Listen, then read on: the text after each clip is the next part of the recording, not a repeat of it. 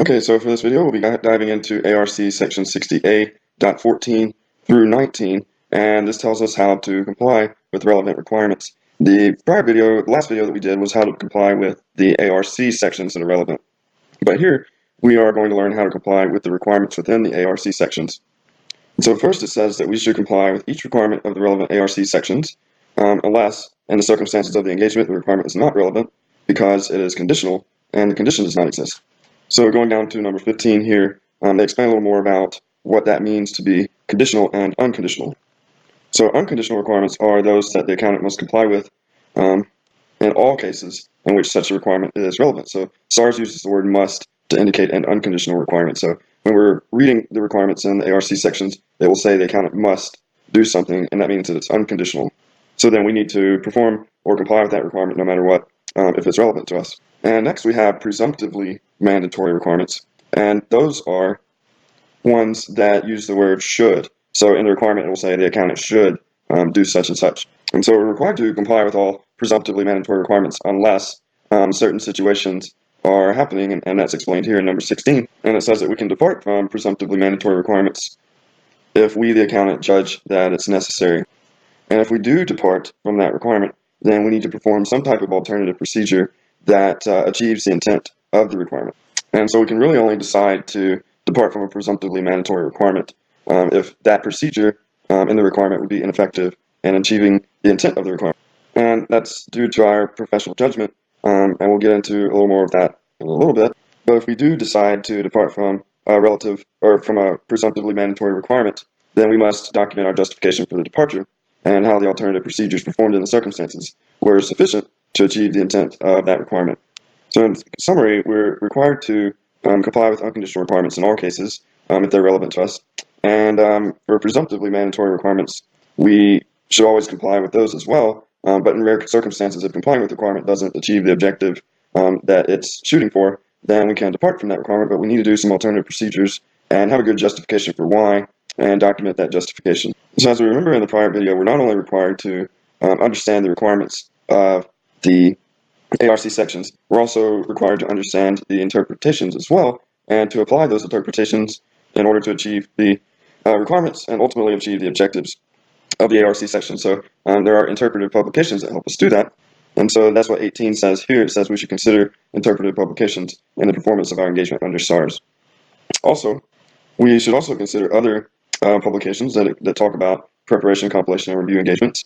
And when we do that, we need to exercise our professional judgment to understand and assess the relevance and appropriateness of these publications and whether we should use those or not. So throughout these sections that we went through, we have several explanatory material items, starting at A33 here and going down to A38. So let's go down to the explanatory material and get some more information on how to comply with this requirement.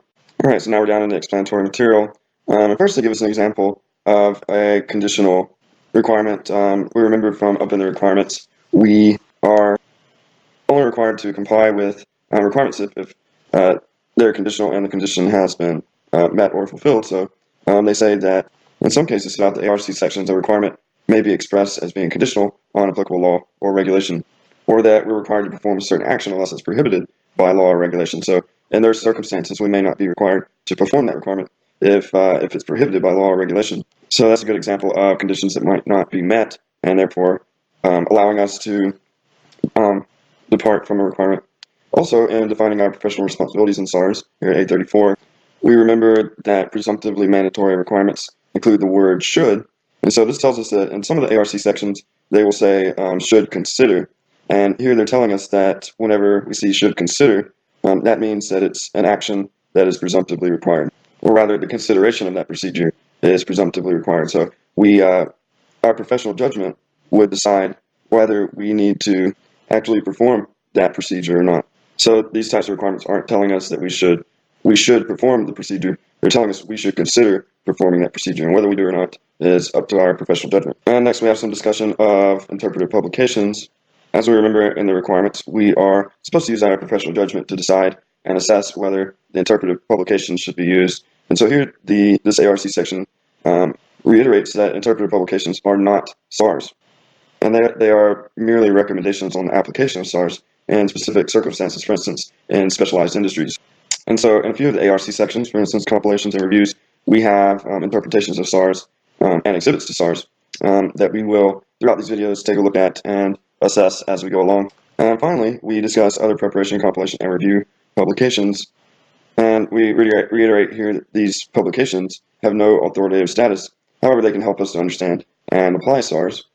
And so we're not expected to be aware of the full body of other publications like this.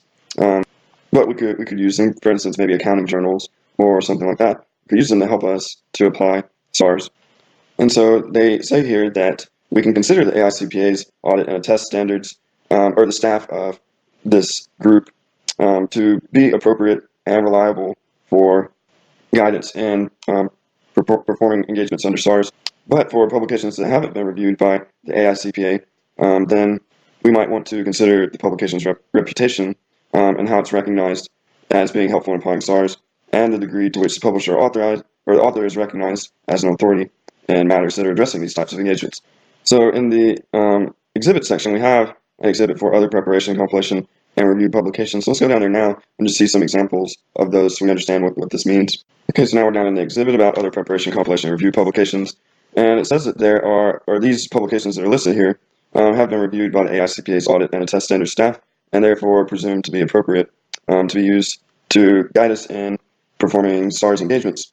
So we've got some current AICPA alerts, like these Q&A sections related to special purpose frameworks, compilation and review engagements, compilation of financial statements, compilation reports, review of financial statements, review reports, and then a few other publications here. So if an ARC section requirement doesn't really answer our question on how we should perform a certain task or within a accounting or review engagement under SARS, then we can maybe come to these different publications for some additional information.